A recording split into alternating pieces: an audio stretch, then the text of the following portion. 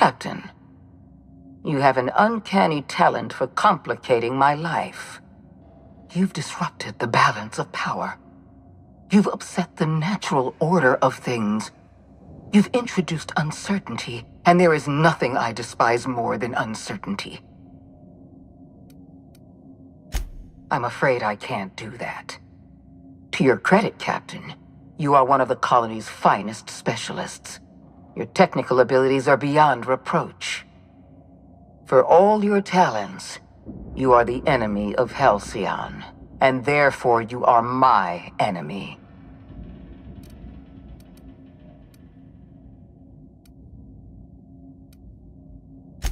I have no intention of dying on Tartarus, Captain. Not when there's so much work left to do. I admit I miscalculated the extent of your influence. The board's plan never accounted for you. This is a mistake I intend to correct. I have Dr. Wells in my custody. Once I've secured his cooperation, I can move forward with the program. I can repair the damage you've done. I can set things right.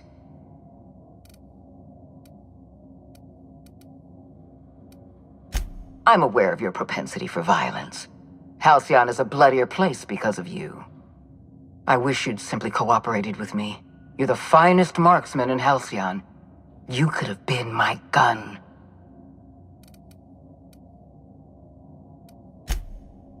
If you insist. This prison is equipped with an automechanical warden. I've had it programmed to eliminate you on sight and rinse your remains down a drain. And don't worry, I will inform Dr. Wells that you died heroically, or something.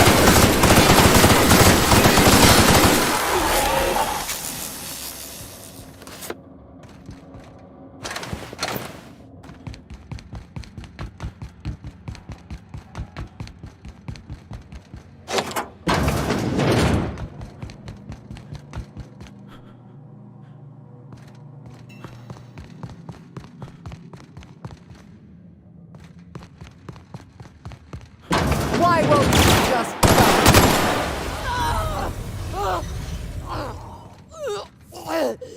Get me out of here!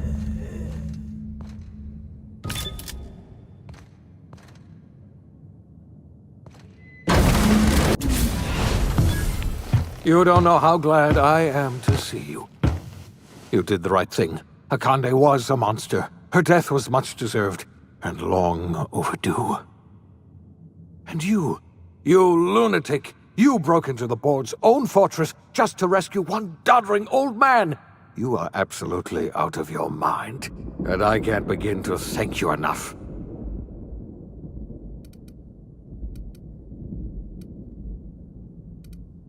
Ah, all in a day's work for you, huh? You've broken the board's stranglehold on this colony, and you saved my life. But there's still so much we have yet to accomplish. You and I are going to have to work harder than ever to save Halcyon. I'm afraid the situation is far worse than any of us ever anticipated.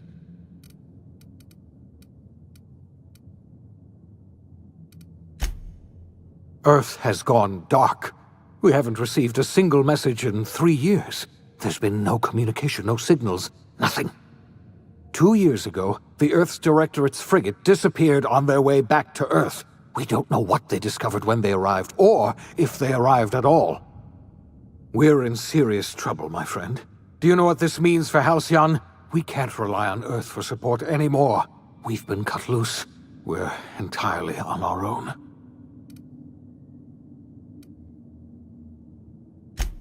Yes, we do. You've done a marvelous thing. You've succeeded where anyone else would have failed, including me.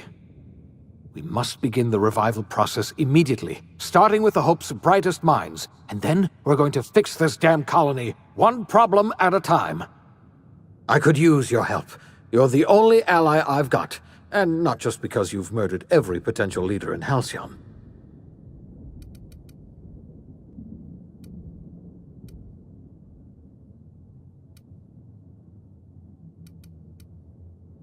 You won't hear a word of disagreement from me. When I revived you, I thought we were going to save this colony all by ourselves. But I was wrong. We can't save Halcyon on our own. We're all going to have to pull together, somehow. We are not a colony anymore. Our last connection to Earth has been severed. I don't know if we'll survive, but we're going to have to try our best. The OSI teaches that everything in the universe happens according to the grand plan. But the stranger that arrived in Halcyon was an unplanned variable. From the moment he landed in Emerald Vale, his actions altered the course of history. The events on Tartarus brought about the end of the Board's authority. But the Board's mistakes would haunt the colony for decades to come. The damage they left behind would require the work of a generation to repair. Dr. Phineas Wells began reviving a handful of the Hope's colonists. Engineers, scientists, technicians, and intellectuals. They were among the brightest minds the Earth had ever sent out into the stars. The Hope scientists and engineers woke up in a colony descending headlong into total collapse. With no way to return to Earth, they had no choice but to band together and devote themselves to the cause of saving Halcyon. The people of Halcyon were nothing if not hardy. In the absence of the Board's authority, many of the colony's settlements banded together with a single purpose in mind: survival. Life was especially hard in the years to come. Some towns dissolved by attrition and starvation, but most of them found a way to carry on. In the years to come, Halcyon was forced to reckon with its newfound freedom. The Board was gone, and for better or worse, the colony was responsible for its own destiny. Left leaderless, the people of Stellar Bay and Amber Heights were slowly but inevitably picked apart by the wildlife of Monarch. Left unchecked, the war on Monarch consumed both MSI and the Iconoclasts. And when the sulfur cloud settled, only stragglers from both factions remained. Some found their way to Sublight, some to Terra 2, and some lived their final years fighting for food in the wilderness. In the end, only the beasts remained. Reed Thompson and Adelaide McDevitt never lived to see the collapse of Halcyon. Without their leadership, Edgewater and the Deserters devolved into factional conflict and small rivalries. Their lack of organization left them vulnerable. Within the space of a year, both groups had been killed by a band of well-organized marauders, led by Zoe Chandler. Junlei Tennyson fought to protect the Groundbreakers' independence. While the Board's influence faded, mechanical difficulties forced her to rely on parts that only corporations could provide. The cost was high, and time would tell if Junlei could balance the work with her aspirations for a better future. The rediscovery of the Hope and the abandonment of the lifetime employment program forced Byzantium to come to terms with some uncomfortable realities about the state of Halcyon.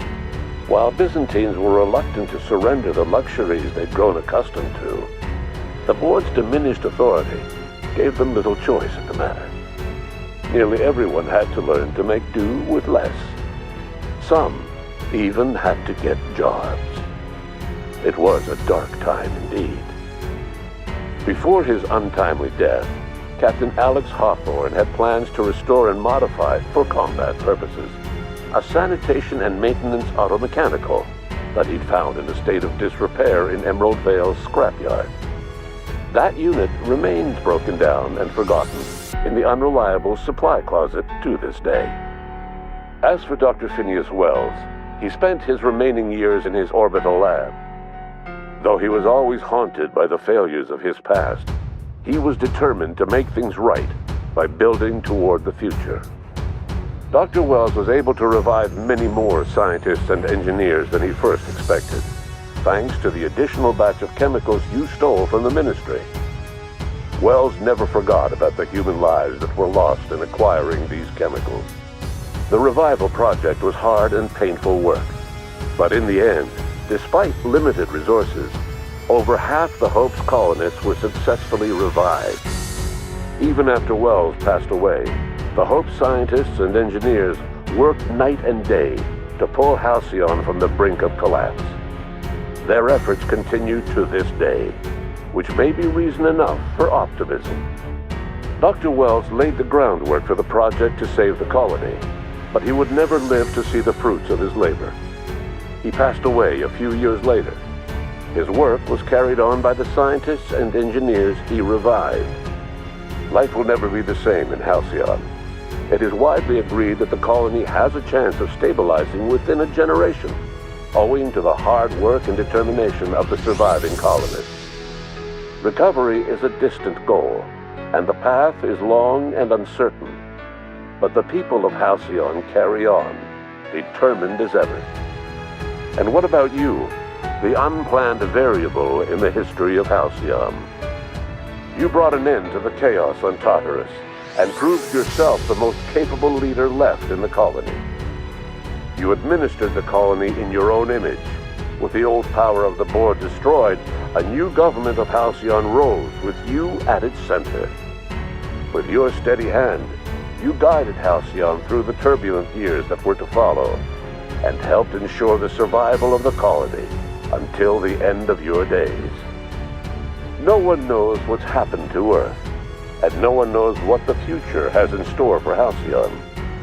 All we know for certain is this: the name of the Unreliable and that of its intrepid captain will remain the subject of countless stories for years to come.